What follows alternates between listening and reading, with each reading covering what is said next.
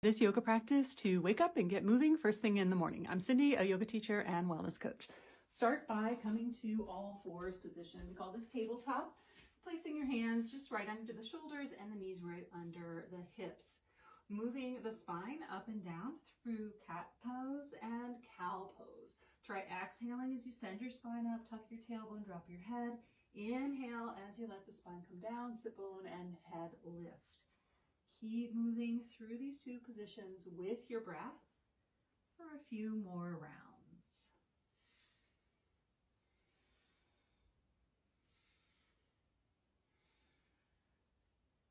The next time you're in cow pose with your head forward and your sit bones lifted, tuck the tails under, firm through your center, and then hover your knees just above the ground. Stay there, feeling your whole body starting to fire up. Your legs are starting to fire up. Got to get that blood moving with a little extra challenge. Stay for 1 or 2 more breaths and then start to send the sit bones up towards the sky as you let your head bow between your arms, coming into downward facing dog. From downward facing dog, pedal out your heels. Taking one heel down as you bend the other knee. Do that a few more times. And then come into stillness. Knees could stay a little bent, heels could stay away from the ground. On the next inhalation, come forward into plank pose, making sure that the wrists are right underneath of the shoulders, look slightly forward. Then drop down to your knees and untuck your toes. Now from knee plank, we're going to draw the hips back towards the heels, coming towards child's pose, but leave your hands right where they are, and the next time you inhale, come forward, shoulders over wrists. And just go back and forth a few more times.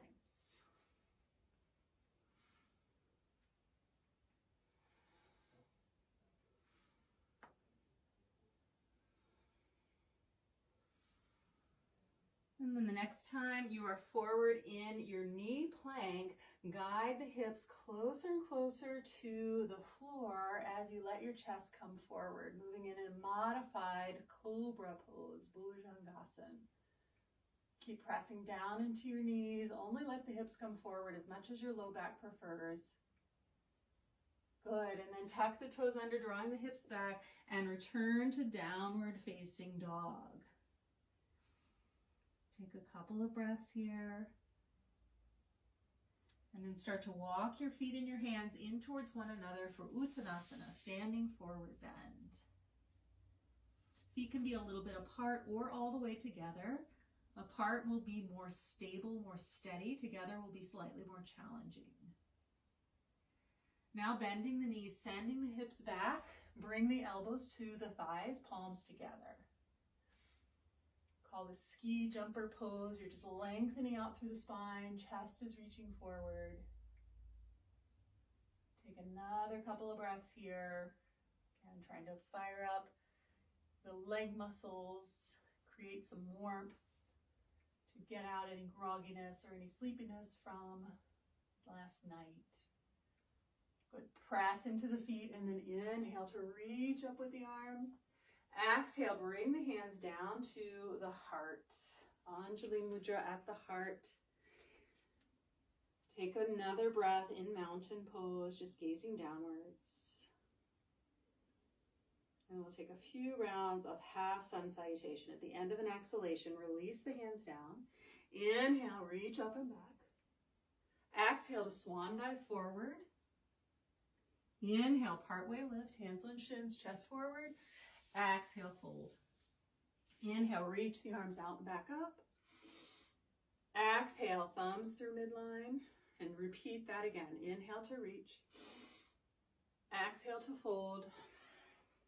Inhale, partway lift. Exhale, fold down. Inhale, reach out and up. Exhale through center. One more time. Inhale, lift. Exhale, fold. Inhale, partway lift. Exhale, down. Inhale, reach up. Exhale, hands to the heart. Turn to face the long edge of your mat if you're not doing that already. Now turn your palms down, keeping your middle fingers connected and right about in line with your heart space. Then soften the knees and jump or step out quickly to a nice wide stance. Once you're in your wide stance, turn your first foot out 90 degrees, the back heel out slightly. Settle your gaze to your front hand. Use an exhalation. Bend the front knee to warrior two position. Hold here as you breathe and notice your body.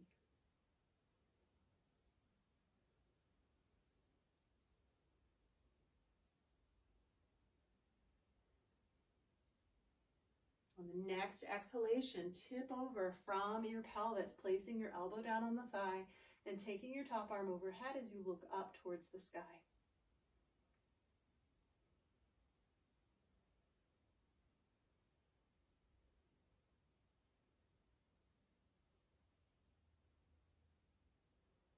Good. Pressing into the feet, lift back up to stand. Slowly straighten the front leg, turn your toes forward, maybe heel toe in a little closer, soften your knees, and jump in together. From Tadasana, mountain pose, turn your palms down, middle fingers about heart level, soften your knees, jump out again. With your feet wide, turn your other foot out 90 degrees.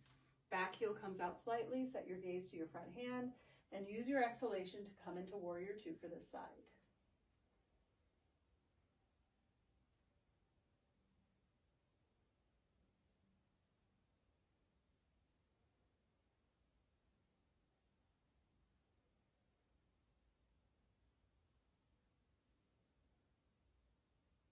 On your next exhalation, tip from the pelvis, bring the elbow down to the thigh, take the top arm overhead, and turn to look up. Holding your Parsvakonasana, extended angle, just notice your breath.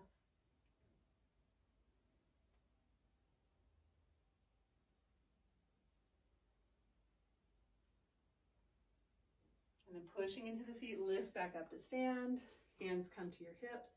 Wiggle in a little closer, and then jump in, Tadasana. Let your arms drop down by your sides.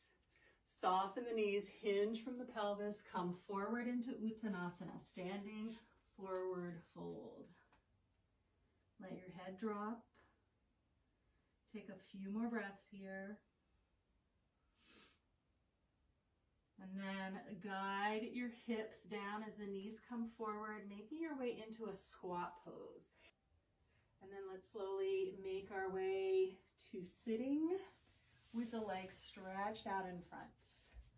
Once the legs are out in front, place the hands by the hips, reach through the spine. On an inhalation, take the arms up towards the sky, and as you exhale, twist to one side, float the hands down, and turn your gaze over your back shoulder. Holding your Dandasana twist for a few breaths. Notice your body.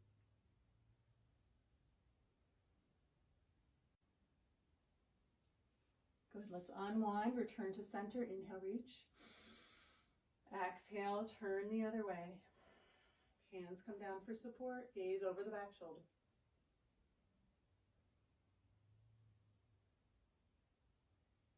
Let's unwind, return to center, inhale, reach up. And then exhale, float the arms down so they're shoulder height. Draw your upper arm bones back, soften the shoulder blades down the back.